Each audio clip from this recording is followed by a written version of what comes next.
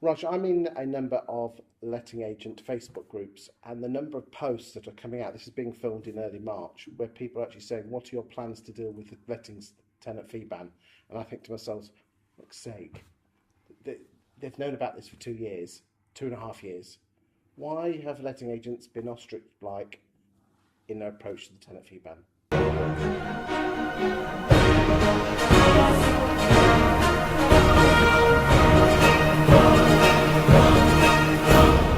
So why have they? So a large proportion of letting agents seem to have been ostrich-like, as in it's the sort of the big bad wolf is coming, but he'll never get here. I mean, the amount of people that I saw in November, December 18, early Jan, if it comes in, Yes.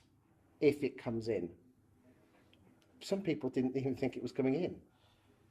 So we surveyed 401 people from different letting agencies across the UK. I can't remember the numbers. It was between them they managed over 100,000 properties, and typically they said they would lose between 20 to 30% of their revenue. Wow.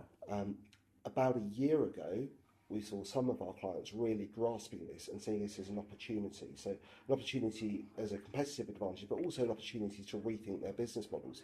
And we've surveyed some of the people, we've interviewed some of the people who've come up with some really interesting ways, like a optional card for tenants where they can effectively avail themselves of discounts in the local area. That was really smart. Getting rid of the let only service and moving to a fully managed only service was also pretty interesting, and I think just as a general comment, that's where the industry is going. For those agencies that are not yet prepared for the tenant fee ban, stop focusing on the day-to-day, so stop working in the business and start working on the business would be my advice. Because didn't you do a report, in this report, yeah, the one we talked about, and what were the top things that agents were going to do?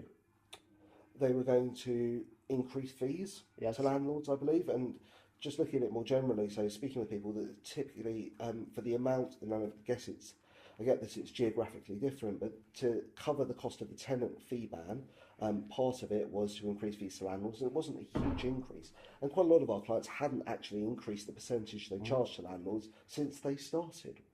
Yes, but the workload's gone through the roof, hasn't it? Yes, it has. It's a fundamentally different proposition now. The second thing they were looking to do was increase systemization, if that's the right word. Am I allowed to say that on the show? Yes, you can.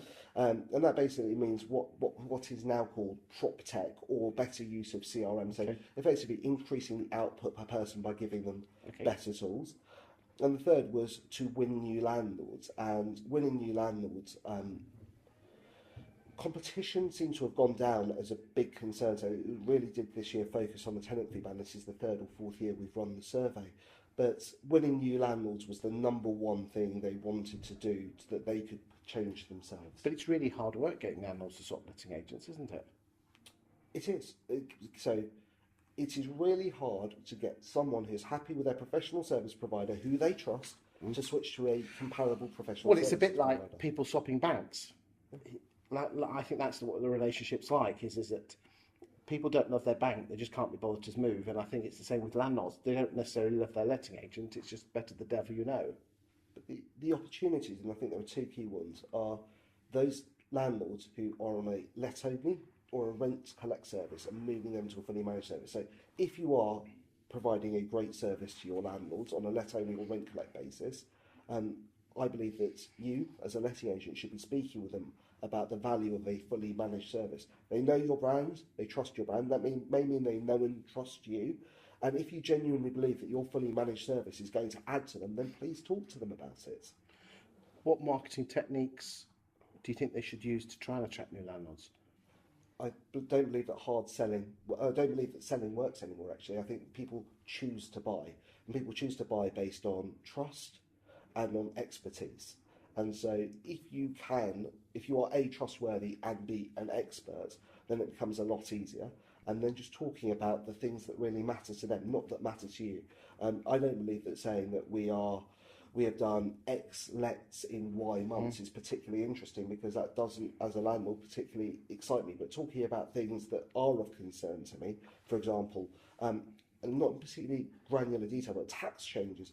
what we would advise our clients, or what we would advise our clients to do, is just generally beneficial, and it starts to build up that trust and the belief in expertise.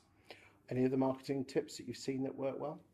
I've seen some agents do a phenomenal job with video, and particularly that's boosted by or sort of enhanced by Facebook spending. So that seems to work really well. And talking about interesting things about the local area, so people move within a really small geographic area. The other one that I think is probably overlooked is the sort of four-dimensional customer, as Peter Knight calls it, which is an individual, maybe a buyer, a seller, a landlord and a tenant. So look at your tenant base and provide a really great service to them, because whether they're landlords now, and some of them may be, they may be your buyers, sellers or landlords of the future. So take care of them, because they will stay, most of them will stay in your local area for a long time. Excellent. Thank you very much, Raj. Thank Cheers. you.